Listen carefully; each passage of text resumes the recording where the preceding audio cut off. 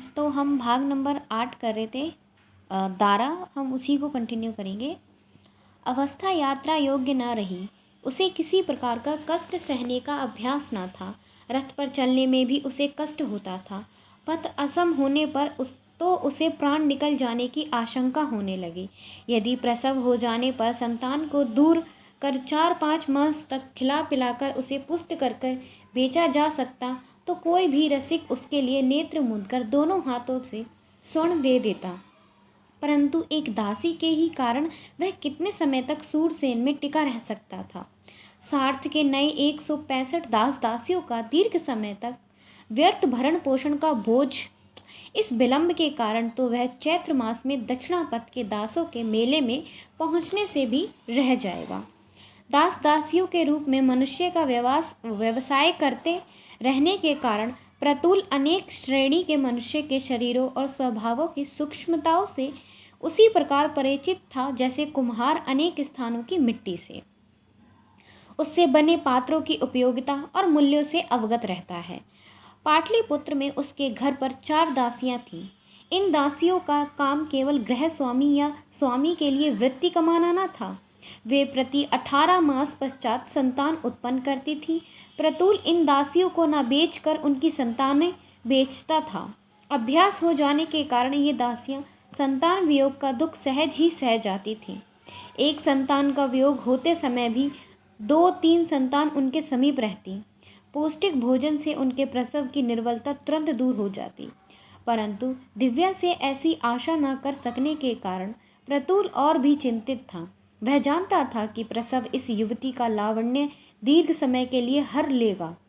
इसकी संतान इससे छीन लेने पर इसे जीवित रखना कठिन होगा। दास दासियों को कोड़े की मार या भूख से वश में किया जा सकता है, परंतु जो स्वयं ही मृत्यु के लिए आतुर हो उसका क्या उपाय है। अनेक स्थितियों के बल प्रयोग से कुछ नहीं हो सकता। प्रतुल ने दिव्या के शरीर से पाए बहुमूल्य आभूषणों से ही संतोष कर उसे मथुरापुरी में ही निपटा देने का निश्चय किया। श्रेष्ठी प्रतुल ने मथुरापुरी के दास व्यापारी भूधर से अपनी यात्रा की असुविधा वर्णन कर कश्मीर देश की एक गर्भवती परंतु अत्यंत लावण्यमय दासी बेचने का प्रस्ताव किया। प्रतुल ने कहा, पुष्पपुर के एक सामंत प्रासाद से उसने इस दासी दारा को, तो अब जो दिव्या का नाम है वो दारा बन चुका है, मतलब दारा हो गया है, ठीक है, को 150 स्वर्ण में क्रय किया है। निश्चय ही वह उसे मगध के राजप्रसाद में 400 स्वर्ण मुद्रा में बेच सकता है, परंतु यात्रा की असुविधा है और दासी कोमलांगिनी है। भूधर ने पैनी दृष्टि से दारा को सिर से पैर तक देखा और 20 स्वर्ण मुद्रा देना स्वीकार किया। क्या कहते हो मित्र? अत्यंत विस्मय से नेत्र फैलाकर प्रतुल ने ऐसे अनसुने अन्याय का विरोध किया। क्या तुम उसके अवयवों का लास्य, उसका चंपा कली सा वर्ण नहीं देखते? गर्भिणी होने के कारण मलिन है तो क्या यह नहीं देखते कि एक के मूल्य में 2 जीव पा रहे हो? और फिर यह मलिनता कितने काल तक रहेगी? मणिक पर धूल रहने से क्या वह माणिक्य नहीं रहता? उसके नेत्र और वर्ण भूधर के कान के समीप मुख ले जाकर प्रतुल ने कहा, शुद्ध रक्त को लजाते हैं किस राजकुमारी से कम है? मैं जानता हूँ 4 मास पश्चात तुम उसके लिए 500 स्वर्ण मुद्रा पाओगे। अपने श्वेत संयाम शमश्रु में उंगली चलाते हुए भूधर ने उत्तर दिया, मित्र, वही सब देख रहा हूँ। गोधन और अशोधन नहीं, मनुष्य का ही व्यापार करता हूँ। उसकी जाति देखते हो, पर्यक पर पली है, द्विज कन्या है मित्र, निश्चय है गर्भिणी, वह भी प्रथम गर्भ। तिस पर यह दीर्घ यात्रा, यदि फिसल गई तो 20 मुद्रा भी गई। प्रतुल के कान के समीप मुख ले जाकर भूधर ने फिर कहा, मित्र, अजात शत्रु और बृहदर्थ का समय गया, अब पुष्यमित्र का शासन है और सूरसेन का उपरिक है। उग्र रवि शर्मा, किसी ब्राह्मण ने इसके रूप पर मुग्ध होकर अपने परिवार की वधू कह दिया तो वृद्धावस्था में राजदंड भोगते भोगते लुंजा हो जाऊंगा। तुम इसे मगध ले जाकर व्यर्थ राजदंड में फंसोगे। दासी दारा अभी प्रसव वेदना से मुक्त न हो पाई थी कि देव ने उसको दास व्यापारी भूधर के द्वार पर भेज दिया। याज्ञिक पुरोहित चक्रधर की पत्नी एक बालक प्रसव करते ही विषम ज्वर से पीड़ित हो गई। वैद्य ने रोगी माता का स्तन्य नवजात शिशु को देने का निषेध किया। घर की गैया का दूध निर्बल बालक पचा न सकता था। पुरोहित चक्रधर ने सुना कि दास व्यवसायी भूधर के यहाँ सद प्रसूता दासी है। वह 50 स्वर्ण मुद्रा से दासी दारा को उसकी संतान सहित क्रय कर ले आया। अपनी संतान गोद में लिए दारा ने पुरोहित पुत्र को भी हृदय से लगा लिया। उसने देवताओं की कृपा के लिए धन्यवाद दिया कि वह अपनी संतान का पोषण कर सकेगी। अपनी ही संतान जैसे एक और नवजात शिशु के प्राण बचा सकने के सुख से उसने अपार संतोष अनुभव किया। विषम ज्वर से मुक्ति पाने पर द्विज पत्नी की स्तन सूख गए। दारा दोनों नवजात शिशुओं को हृदय से लगाकर उनमें अंतर अनुभव न करने लगी, परंतु दारा वह संतोष पा न सकी। शीघ्र ही उसकी अनुभूति बदल गई। स्वामिनी की आज्ञा थी, पहले स्वामिनी के पुत्र को स्तनपान कराकर वह अपने पुत्र को स्तन्य दे। वह आज्ञा शूल की भांति दारा का हृदय बेध गई थी, परंतु आज्ञा पालन के अतिरिक्त उपाय न था। द्विज पुत्र को स्तनपान करा देने के पश्चात उसके अपने पुत्र शाकुल के लिए, तो यहाँ जो दारा का पुत्र है उसका नाम शाकुल यानी दिव्या का जो पुत्र है, के लिए दूध शेष न रहता। अपनी संतान को शोधित देख दारा का हृदय रो उठा। वह द्विज पत्नी की दृष्टि की ओट होकर अपनी संतान को स्तनपान कराने का अवसर खोजती रहती। वह अपने स्तन के दूध की चोरी करने लगी। द्विज पुत्र के शोधित होने पर उसके स्तन दूध रहित होते। अपनी संतान के शोधित रहते अपना स्तन्य द्विज पुत्र को देना दारा के लिए असह्य यंत्रणा बन जाता। स्वामी के संतान के प्रति उसके हृदय में दारुण घृणा बैठ गई। छाती में दूध होने पर भी स्वामी की संतान के मुख में स्तन देने से दूध उतर ही नहीं पाता। द्विज पत्नी अपनी संतान के प्रति दासी की कुटिलता, निर्दयता और चोर कर्म से अत्यंत क्रुद्ध हुई। उसने दारा को कठोर प्रताड़ना दी। उसे सन्मार्ग पर आते न देखकर उसकी संतान छीनकर अन्यत्र बेच देने की भी धमकी दी। उसने आज्ञा दी, स्वामिनी की संतान को अपने स्तन्य से संतुष्ट किए बिना वह अपनी संतान को न छुए। दारा का पुत्र एक फटे वस्त्र पर आलिंद में पड़ा रहता। स्वामी की संतान को गोद में लिए वह सजल नेत्रों से अपने बालक की ओर देखती रहती। दारा को ऐसी अवस्था में देखकर स्वामिनी क्रोध से क्षुब्ध हो जाती।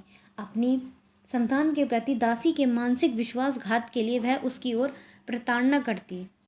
स्वामी की संतान के मुख में अपना स्तन दिए अपने पुत्र को शुद्धार्थ देखते रहना दारा के लिए असह्य था।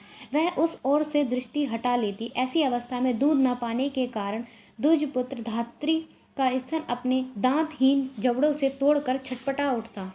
चतुर द्विज पत्नी ऐसी परिस्थिति का उपाय जानती थी। वे दारा के पुत्र शाकुल को उसके सम्मुख लाने की आज्ञा देती।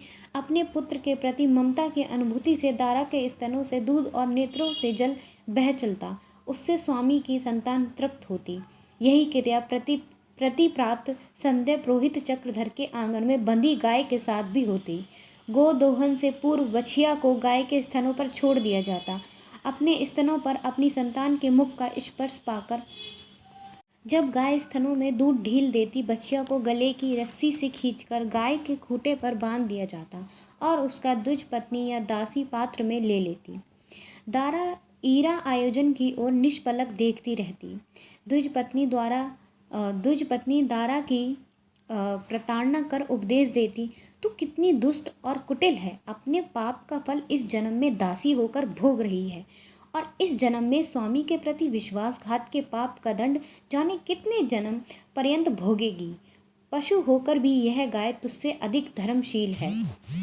कोई उत्तर न देकर दारा स्वयं ही अपनी तुलना गाय से करती। केवल उसके गले में रस्सी न थी। रस्सी न होने पर भी वह गाय की ही भांति विवश थी। वह अनुमान करती कि गाय का हृदय भी अन्याय की भावना और प्रतिहिंसा अनुभव करता है या नहीं।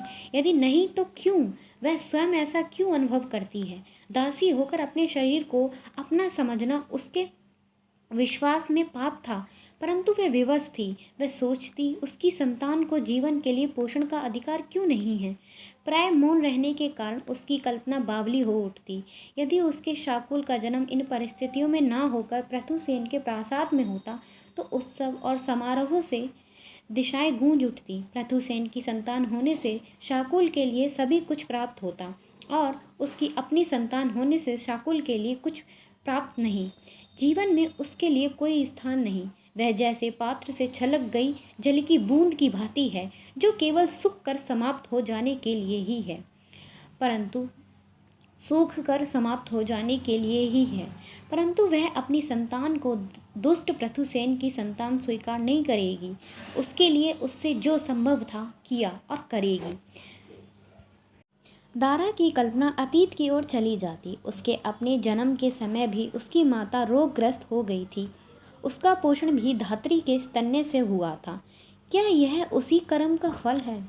बोध स्मरण कहते हैं, मनुष्य अपने कर्म से ही दुख पाता है, परंतु मेरे बच्चे का क्या कर्म है? अभी तो वह उत्पन्न ही हुआ है।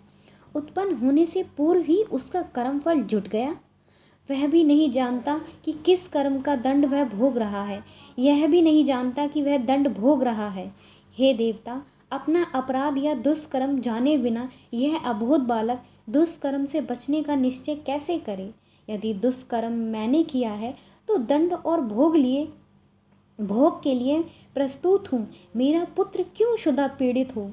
मैंने कौन दुष्कर्म किया है? क्या पृथुसेन से अनुराग पाप था? क्या गर्भ धारण करना ही पाप था?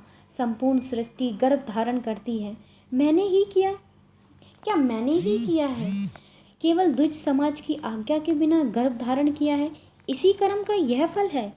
क्या कर्म फल देने वाला द्विज समाज ही है? पुरोहित चक्रधर के द्वार पर भिक्षा के लिए उपस्थित होने वाले काशाय चीवरधारी श्रमण उपदेश दे जाते। कर्म और जीवन केवल दुखी की श्रृंखला है, सुख केवल अस्थायी अनुभूति है। दारा की कल्पना पुनः अपने अतीत की ओर चली जाती। श्रमण का वचन उसे सत्य जान पड़ता। उसने जीवन में सुख कब अनुभव किया? जब कभी अनुभव किया, वह केवल उठते हुए मेघों की छाया की भांति था। उसका कला की देवी सरस्वती पुत्री निर्वाचित होना, पृथुसेन के अंक में एकांत क्षण, उस मिलन के पूर्व और पश्चात की कल्पना, सब दुख ही तो था। संसार केवल शक्तिशालियों के लिए है, दुखियों के लिए वैराग्य ही सुख है। जीवन से मोह व्यर्थ है, परंतु शाकुल का अस्तित्व तो काल्पनिक न था। मथुरापुरी के पथों और वीथियों पर भिक्षाटन के लिए विचरते भिक्षु नित्य दुखियों को शरण का निमंत्रण देते हैं। दुख से पीड़ित मनुष्य, तथागत की शरण आओ, धर्म की शरण आओ, वही कृपा मूर्ति तुम्हारे समस्त संताप को दूर करेंगे। सूर्योदय से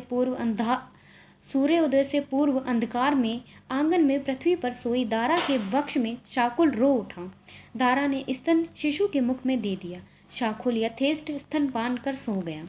कुछ ही समय पश्चात स्वामी और उसके पुत्र की निद्रा भंग हो पर स्वामी की संतान की क्षुधा निवृत्ति के लिए दारा की पुकार हुई। प्रात बालक की प्रथम क्षुधा के समय धात्री के स्तन में दूध न पाकर पुरोहित पत्नी अत्यंत क्रुद्ध हुई। दारा की भर्त्सना कर उसने उसे धान कूटने के कठोर कार्य पर नियत कर दिया।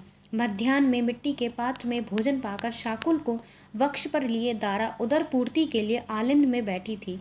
स्वामी को सोया देखकर वृद्धा दासी लोमा दारा के समीप बैठकर सहानुभूति के स्वर में बोली, बेटी, स्वामिनी को शुद्ध कर तूने भला काम नहीं किया। आज स्वामी और स्वामिनी ने शाकुल को कहीं दे डालने का निश्चय कर लिया है। जा, अभागी स्वामिनी से क्षमा मांग ले। मिट्टी के पात्र में सम्मुख रखा रूखा अन्न वैसे ही रह गया। दारा सोचती रही, क्या करे। ज्येष्ठ के मध्याह्न में पुरोहित और स्वामिनी निद्रागत थी। बूढ़ी लोमा भी एक ओर जाकर सो गई। ग्रीष्म के मध्याह्न में सब और हेमंत की मध्य निशा जैसी निस्तब्धता छाई थी। सूर्य का प्रचंड प्रकाश दृष्टि को रात्रि के गाढ़ा अंधकार की ही भांति असमर्थ किए था। झुलसा देने वाली तप्त वायु से त्रस्त नागरिक भवनों में और पक्षी तथा वानर तप्त वायु से मरमर करते वृक्षों की पत्तों की ओट में शरण पाकर विश्राम कर रहे थे। दारा अपनी संतान के छीन लिए जाने की आशंका से हथेली पर माथा रखे मौन बैठी थी। भिक्षाटन में विलंब से लौटते किसी श्रमण की पुकार मार्ग से सुनाई दी। संसार के संतप्त प्राणियों, शांति के लिए बुद्ध की शरण आओ, धर्म की शरण आओ, संघ की शरण आओ। शरण के लिए व्याकुल दारा भिक्षु के शरण देने के निमंत्रण की अवहेलना न कर सकी। मध्याह्न सूर्य के प्रचंड ताप से मार्गों पर धूसर ज्वालाओं के रूप में धूली आकाश की ओर उठ रही थी।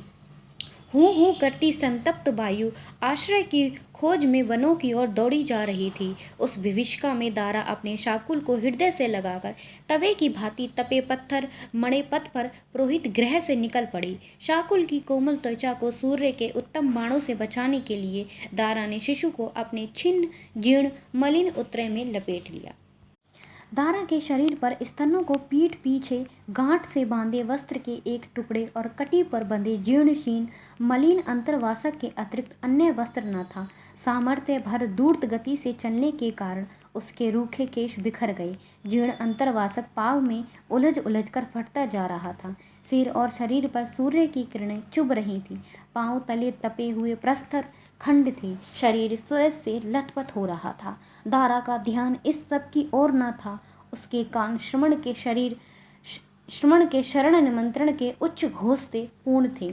संसार के संतप्त प्राणियों, शांति के लिए बुद्ध की शरण में आओ। उसकी दृष्टि घने अस्वस्थ वृक्षों के समूह के ऊपर धूलि धूसरित उत्तप्त प्रकाश में सिर उठाए महाबोधि चैत्य के गगनचुंबी शिखर की ओर थी।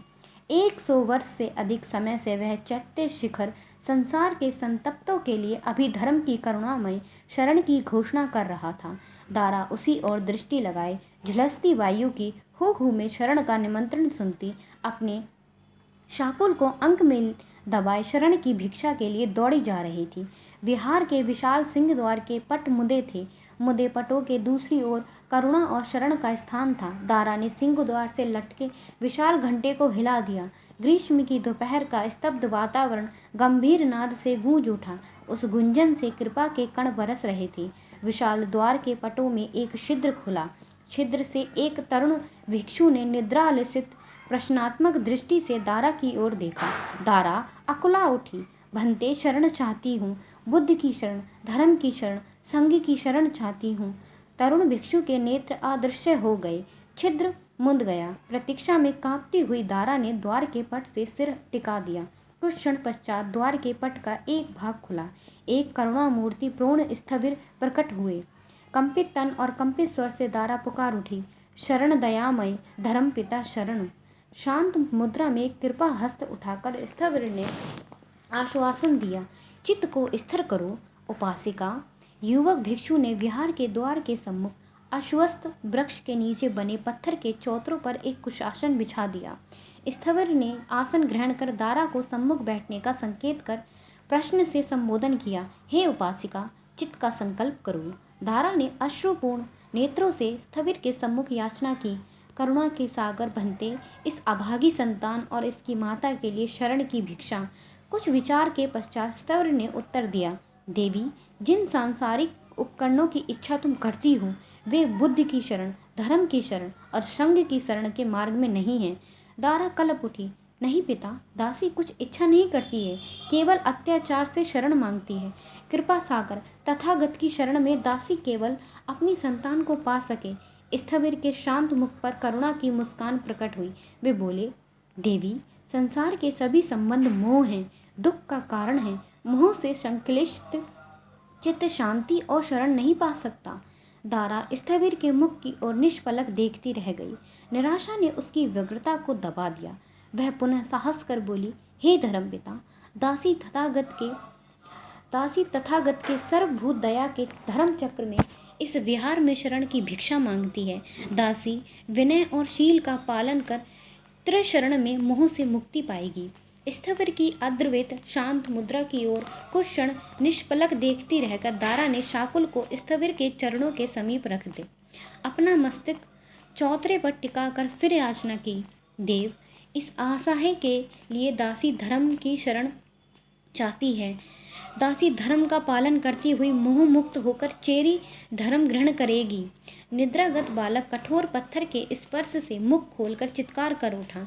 उस विरूपता से नेत्र मूंद कर स्थविर ने आदेश दिया, देवी, बालक को अंक में ग्रहण करो। स्थविर ने प्रश्न किया, चेरी धर्म ग्रहण करने की इच्छा करने वाली तुम कौन हो? मैं इस असहाय संतान की माता हूँ, दारा ने उत्तर दिया। क्या तुम्हारी चेरी धर्म ग्रहण करने में तुम्हारे पति की अनुमति है? स्थविर ने कुछ विचार कर दृष्टि झुकाए प्रश्न किया। नहीं देव, पति नहीं हैं। दारा ने स्थविर के मुख की ओर देख अस्वीकार किया। यदि तुम्हारा पति नहीं है तो क्या तुम्हारे पिता की अनुमति तुम्हारी चेरी धर्म ग्रहण करने में है? स्थविर ने पुनः प्रश्न किया। दारा ने पुनः सिर हिलाकर अस्वीकार किया। नहीं देव, पति नहीं है, पिता भी नहीं है। ग्रीवा झुकाए ही स्थविर ने फिर बोले, यदि पति और पिता नहीं हैं तो क्या तुम्हारे पुत्र की अनुमति चेरी धर्म ग्रहण करने में है? देव, दासी का पुत्र भी अनुमति देने योग्य नहीं है। दारा ने पुनः अस्वीकृति में सिर हिलाया। स्थविर उसी प्रकार निश्चल रहे। उन्होंने पुनः प्रश्न किया, यदि तुम दासी हो तो क्या अपने स्वामी की अनुमति से चेरी धर्म ग्रहण करने की इच्छा करती हो? नहीं देव, दारा ने पुनः सिर हिलाकर कातर स्वर में उत्तर दिया। दासी शरण के लिए प्रार्थना करती है। स्थविर ने अपने झुके हुए नेत्र उठाए। दारा की ओर देखकर वे बोले, देवी, धर्म के नियमानुसार स्त्री के अभिभावक की अनुमति बिना संघ स्त्री को शरण नहीं दे सकता। वह अपने दुर्भाग्य से हतचेतन होकर स्थविर के मुख की ओर देखती रह गई। उन्हें आसन से उठते देख हाथ जोड़कर उसने निवेदन किया, परंतु देव, भगवान तथागत ने तो वैश्या अम्बपाली को भी संघ में शरण दी थी। वैश्या स्वतंत्र नारी है देवी, स्थविर ने आसन से उठते हुए उत्तर दिया। हतचेतन दारा मुक्त ओष्ठ रहकर स्थविर के ओर देखती रह गई। स्थविर द्वार के भीतर अदृश्य हो गए। युवक भिक्षु भी कुशासन समेटकर द्वार के पटों के पीछे चला गया। द्वार के पट मुंद गए। ताप से हू हू करती संतप्त वायु अस्वस्थ वृक्ष के पत्रों में आश्रय खोजती रही। दारा उसी प्रकार मुक्त ओष्ठ शाकुल को लिए चौतरे पर बैठी रही। उसका जड़ मस्तिष्क कुछ भी सोचने समझने में असमर्थ था। उसे केवल सुनाई दे रहा था, वैश्या स्वतंत्र नारी है देवी। शाकुल ने रोकर दारा को सचेत किया। शिशु का क्रंदन रोकने के लिए उसने अपना स्तन शिशु के मुख में दे दिया। शुष्क स्तन को काट कर भी दूध पाने में असमर्थ बालक और भी चित्कार कर उठा। अधिक समय तक आत्मविस्मृत होकर तथा हतचेतन रहने की कोश्य की चिंता न कर अपनी गोद में ले लिया। देवी की दासी और सेवक स्त्री को सचेत करने के लिए उसे सुगंध सुहाने और व्यजन से बातास करने लगे। अनेक नौकाएं और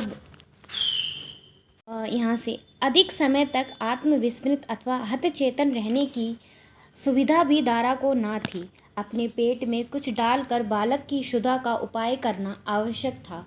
स्वयं उसे क्षुधा की चेतना न थी, परंतु बालक की क्षुधा से उसकी उदर की आंतें अकुला उठी। दारा चौतरे से उठी। श्रांति और असामर्थ्य से उसके पांव डगमगाए। बाहुओं ने शाकुल के भार से निर्बलता अनुभव की। जैसे ही शिशु उसकी गोद से गिर पड़ा, पल भर में उसने अपना शरीर वश में किया। अस्वस्थ की छाया छोड़ वह फिर सूर्य की प्रखर किरणों से झुलसती पृथ्वी पर तप्त धूल सी भरी हुई हू हू करती उष्ण वायु के झोंकों में शाकुल को हृदय से चिपटाए चल पड़ी। दारा शरण की आशा में दौड़ती हुई जिस मार्ग से आई थी, उसी मार्ग पर वह शिथिल पदों से लौट रही थी। भय के कारण अपने शाकुल के लिए शरण ढूंढने वह पुरोहित के घर से निकल पड़ी थी। अब वह और उसका शाकुल दोनों ही आशरण थे। दारुण व्यथा और आघात से उसके जड़ हो गए मस्तिष्क में केवल एक ही बात स्पष्ट थी, वैश्या स्वतंत्र नारी है। परतंत्र होने के कारण उसके लिए कहीं शरण और स्थान नहीं। दासी होकर वह परतंत्र हो गई।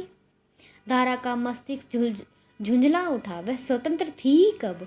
अपनी संतान को पा सकने की स्वतंत्रता के लिए ही उसने दासत्व स्वीकार किया। अपना शरीर बेचकर उसने इच्छा को स्वतंत्र रखना चाहा, परंतु स्वतंत्रता मिली कहाँ? कुल नारी के लिए स्वतंत्रता कहाँ है? केवल वैश्या स्वतंत्र है। दारा ने निश्चय किया, अपनी संतान के लिए वह स्वतंत्र होगी। दिन के चौथे पहर सूर्य मथुरापुरी की विशाल अट्टालिकाओं की ओट हो जाने से पथों और वीथियों पर छाया हो गई। कलांत विरूप दारा शाकुल को श्रांत बाहुओं से शुष्क स्तनों पर चिपकाए पुनः नगर के पथों और वीथियों पर भटक रही थी। अट्टालिकाओं की छाया में शरण पाकर पथ और वीथियां जाग उठी। पथ पर आते जाते नागरिकों में से एक को दारा ने संबोधन किया। नागरिक, वैश्याओं का मार्ग किस ओर है? संयोग से जाते दूसरे नागरिक ने परिहास किया। नारी को वैश्या से प्रयोजन। अपनी श्रांत बाहों से फिसलती संतान के बोझ को संभालने की चेष्टा करते हुए दारा ने उत्तर दिया, मैं वैश्य बनूंगी। परिहास करने वाला नागरिक दारा के मुख का भाव देखकर मौन रह गया, परंतु समीप से जाते दूसरे दो नागरिकों में से एक ने दारा के कंकाल मुख, बिखरे केशों, धसे नेत्रों और फटे मलिन वस्त्रों की ओर संकेत कर अट्टहास किया। आहा, क्या ही तो रूप लावण्य है, और क्या गुण और कैसी शोभा। यह वैश्य बनेगी तो मथुरापुर का रसिक समाज अपने नेत्रों की मणि रत्न प्रभा को भी भूल जाएगा। प्रथम परिहास करने वाले युवक ने दारा के समीप आकर भर्त्सना के स्वर में कहा, तू वैश्या बनना चाहती है? माता का सम्मानित पद पाकर तू वैश्या बनकर समाज की शत्रु बनना चाहती है? धन के लोभ में अपना शरीर और अपनी मातृत्व की शक्ति बेचना चाहती है? हतभागी, तू वैश्या बनने योग्य भी नहीं। विलासी को द्रव्य के मूल्य में तू क्या देगी?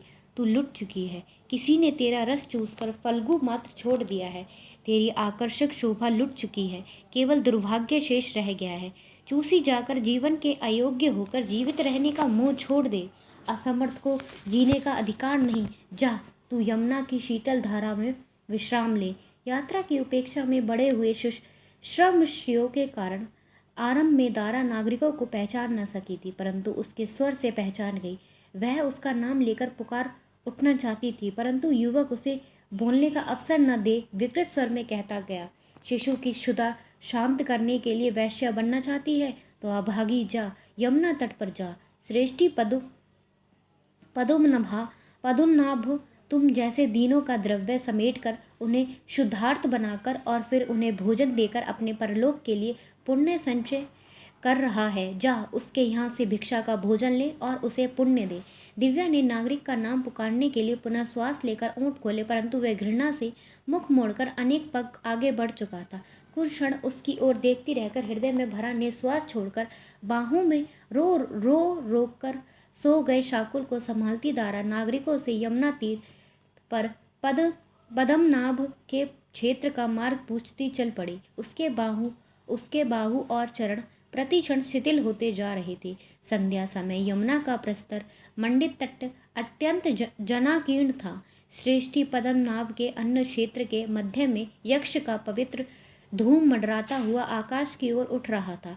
कंगलों का समूह अन्न क्षेत्र को घेरे परस्पर एक दूसरे को ठेलता हुआ अन्न क्षेत्र के द्वार पर एकत्र था। दारा बाहुओं में निरंतर चित्कार करते शिशु और अपने शिथिल शरीर का बोझ उठाए कंपित चरणों से कंकाल समूह में से द्वार की ओर बढ़ने की चेष्टा कर रही थी। सहसा पीठ पीछे से उसने ललकार सुनी, पकड़ो पकड़ो, भगोड़ी दासी जा रही है, पकड़ो। दारा ने पहचाना उसके पुरोहित स्वामी का ही स्वर था। पुरोहित बार बार भगोड़ी दासी को पकड़ने के लिए ललकार रहा था। पुरोहित चक्रधर की पुकार से सहानुभूति में और भी लोग भगोड़ी दासी को घेर कर पकड़ने के लिए ललकारने लगे। दारा को अपने पीछे दाएं बाएं सब ओर पकड़ने वाले अनुभव होने लगे। केवल सम्मुख जलधार की ओर ही किसी पकड़ने वाले को न देखकर वह उसी ओर शाकुल को हृदय से चिपकाए दौड़ी। पुरोहित की ललकार निरंतर दारा का पीछा कर रही थी। दारा घबराकर शाकुल को हृदय से चिपकाए पुनः पुरोहित के हाथ पकड़ने की अपेक्षा मृत्यु ही श्रेष्ठ कर जान ऊंचे तट से जल में कूद पड़ी। श्रेष्ठ मास के प्रखर सूर्य से तप्त भवनों की उष्मा से त्राण और संध्या की शीतलता का सुख पाने के लिए मथुरापुर के अनेक सामंत, राजपुरुष और श्रेष्ठी नदी तट पर बजरों में जल विहार कर रहे थे। ऊंचे तट के जिस स्थान से भगोड़ी दासी जल में कूद पड़ी थी, वहां सूरसेन प्रदेश की जनपद कल्याणी राजनर्तकी देवी रत्नप्रभा का वज्रा सबसे समीप था। रत्नप्रभा के आदेश से सेवकों ने डूबती हुई स्त्री को तुरंत जल से निकालकर बजरे पर लिटा दिया। उस समय भी उसका शिशु उसके स्तनों पर कृश बाहुओं से बंधा था। करुणा से द्रवित देवी रत्नप्रभा ने मूर्छित स्त्री के बाहुपाश से शिशु को अपनी बाहों में ले लिया। शिशु निष्प्राण हो चुका था। मृत शिशु को एक ओर रखकर व्यथा का निश्वास लेकर रत्नप्रभा ने दासी का जल शेवाल से भरा सिर बहुमूल्य शाटक कोशे की चिंता न कर अपनी गोद में ले लिया। देवी की दासी और सेवक स्त्री को सचेत करने के लिए उसे सुगंध सुंघाने और व्यजन से वातास करने लगे। अनेक नौकाएं और बजरे रत्नप्रभा के वज्रे के चारों ओर घिर आए। तट और नौकाओं में कोलाहल उठ खड़ा हुआ। देवी रत्नप्रभा और उसके सेवकों के यत्न से दारा सचेत हुई। नेत्र उघाड़ते ही उसने अवरुद्ध व्याकुल सुर में पुकारा, मेरा मेरा शिशु शाकुल। दारा के सिर पर स्नेह का हाथ रखकर रत्नप्रभा ने सांत्वना दी, भद्रे शांत हो, तुम्हारा शिशु सुरक्षित है। दारा इस अप्रत्याशित व्यवहार से रत्नप्रभा की ओर देखती रह गई। उसने नेत्र फैलाकर चारों ओर देखा। क्या वह तात धर्मस्थ के प्रासाद में पहुंच गई है? क्या वह स्वप्न देख रही है? नदी तट पर चिल्लाते हुए पुरोहित चक्रधर का शब्द उसके कानों में पड़ा, यह भगोड़ी दासी मेरी संपत्ति है, इसे मुझे लौटा दो। मैं इसे बांधकर राजस्थान में दंड के लिए ले जाऊंगा। यह चोर है। मैंने इसे दास व्यवसायी भूधर से 50 मुद्रा में क्रय किया। चक्रधर दुहाई दे रहा था। भय से काँप कर दारा ने दोनों हाथों से रत्नप्रभा का बाहुमूल थाम कर विहल स्वर में प्रार्थना की, आर्य रक्षा करो, इस वधिक पुरोहित से रक्षा करो। यह मेरी संतान के प्राण लेगा, मेरे प्राण लेगा। आर्य, मैं वैश्य बनूंगी, वैश्य बनकर ब्राह्मण का ऋण चुका दूंगी। आर्य, मैं कलाविद हूँ, मैं वैश्य बनूंगी। आर्य, दासत्व असह्य है। पुरोहित चक्रधर नदी तट से निरंतर ऊंचे स्वर में भगोड़ी दासी उसे लौटाई जाने की गुहार कर रहा था। नदी तट और वज्रों के कोलाहल के ऊपर आकाश को भेदता हुआ राशि तूर्य का शब्द सुनाई दिया। सब और समप्रभव से स्तब्धता छा गई। उस शांति में घोषणा सुनाई दी, नागरिक जन सावधान, परम भट्टारक प्रजापालक धर्म रक्षक महाउपरिक पराक्रमी रवि शर्मा पधार रहे हैं। सूचना पाकर वज्रों ने समप्रभव से मार्ग छोड़ दिया। तट का कोलाहल शांत हो गया। स्वर्ण छत्र से छाया 16 नाविकों द्वारा चलित वज्रा तेवी रत्नप्रभा के वज्रे के समीप आ खड़ा हुआ। नदी के तट और जल पर एकत्रित जन ने झुक झुक कर महापरिक का अभिवादन कर जय घोष किया। स्वर्ण छत्र की छाया में शुभ उपधान के आश्रय से बैठे रवि शर्मा ने स्मित वदन से देवी रत्नप्रभा का अभिवादन कर मंगलक्षेम पूछा। माहुपरिक के वज्रे के अग्रभाग पर खड़े रक्त उष्णीषधारी चारण ने पुनः घोषणा की, परम भट्टारक प्रजापालक धर्म रक्षक महापराक्रमी महाउपरिक ने प्रजानन में अशांति और असंतोष देखकर इस स्थान पर पधारने की कृपा की है। प्रजापालक धर्म रक्षक का आदेश है, जो जन पीड़ित हो, जो जन न्याय चाहता हो, परम भट्टारक के धर्म स्थान में न्याय के लिए निर्भय प्रार्थना करे। तट पर खड़े ब्राह्मण ने मस्तक झुकाकर करबद्ध हो निवेदन किया, मैं यज्ञनिष्ठ विप्र वरुणधर अपत्य यज्ञनिष्ठ चक्रधर इंद्रदेव की शपथ ग्रहण कर निवेदन करता हूँ, धर्म रक्षक महाराज के सम्मुख देवी रत्नप्रभा की नौका में उपस्थित दारा नामक कश्मीर यवन दासी यज्ञ की बलि से कृति मेरी दासी है। दासी कर्तव्य विमुख हो मेरे घर से पलायन करके आई है। परम भट्टारक धर्म रक्षक महाराज दासी दारा मुझे सौंपी जाने की आज्ञा दें। देवी रत्नप्रभा ने अपने आसन पर खड़े होकर मस्तक झुकाकर प्रार्थना की, परम भट्टारक धर्म रक्षक महाराज के धर्म स्थान में सूरसेन प्रदेश की जनपद कल्याणी रत्नप्रभा प्रार्थना करती है कि इस पीड़ित दासी का मूल्य वह ब्राह्मण को देकर इस दासी को पा सके। महाउपरिक ने दृष्टि रत्नप्रभा की ओर कर उत्तर दिया, देवी, किसी की संपत्ति की बलात् मूल्य देकर क्रय नहीं किया जा सकता। धर्मस्थान में धनी और रंक समान है। पुरोहित चक्रधर ने बाहु आकाश की ओर उठाकर आशीर्वाद दिया, धर्म अवतार परम भट्टारक की जय हो। यह दासी यज्ञनिष्ठ दीन ब्राह्मण की रोगी स्त्री की संतान की धात्री है। द्विजपालक धर्म अवतार ब्राह्मण की संतान को प्राण दे। यही दासी ब्राह्मण संतान के प्राण का अवलंब है। रत्नप्रभा ने पुनः करबद्ध होकर निवेदन किया, परम भट्टारक धर्म रक्षक के धर्म स्थान में नर्तकी ब्राह्मण संतान के लिए अन्य धात्री दासी क्रय करने के यथेष्ट मूल्य देने के लिए प्रस्तुत है। महाउपरिक ने हाथ उठाकर रत्नप्रभा को उत्तर दिया, देवी, न्याय व्यक्ति की इच्छा का अनुसरण नहीं करता, उसका उद्देश्य धर्म की रक्षा है। दासी ने स्वामी गृह से पलायन का अपराध किया है। ब्राह्मण ने दासी से सेवा प्राप्त करने के लिए उसके मूल्य में स्वर्ण दिया है। उस सेवा से दासी का विमुख होना और चोर कर्म है। दासी ब्राह्मण की संपत्ति है। दासी ने आत्महत्या का प्रयत्न कर ब्राह्मण स्वामी को उसकी संपत्ति से वंचित करने का यत्न किया है। सत्य है धर्म रक्षक धर्म अवतार परम भट्टारक की जय हो। पुरोहित ने पुनः बाहु उठाकर आशीर्वाद दिया। महाउपरिक ने रत्नप्रभा को वज्रे की काष्ठ पीठ पर जानू टिकाए कर जोड़े दारा को संबोधन किया, दासी, तुम ब्राह्मण को उसकी संपत्ति से वंचित करने के यत्न कारण चोर कर्म की अपराधी हो। दारा ने वज्रे के काठ पर सिर टिकाकर दुहाई दी, धर्म अवतार दासी के अपराध के लिए दासी को पुत्र सहित मृत्यु दंड की आज्ञा हो। दासी देव के न्याय से कृतार्थ होगी। महाउपरिक ने अस्वीकृति में सिर हिलाकर उत्तर दिया, नहीं दासी, दंड अपराधी की इच्छा से नहीं हो सकता। ब्राह्मण की दासी और उस दासी की संतान दोनों ही ब्राह्मण की संपत्ति हैं। संपत्ति की इच्छा से संपत्ति का उपयोग नहीं होता। पुरोहित ने पुनः बाहु उठाकर आशीर्वाद दिया, सत्य है न्यायमूर्ति, धर्मरक्षक, धर्म अवतार।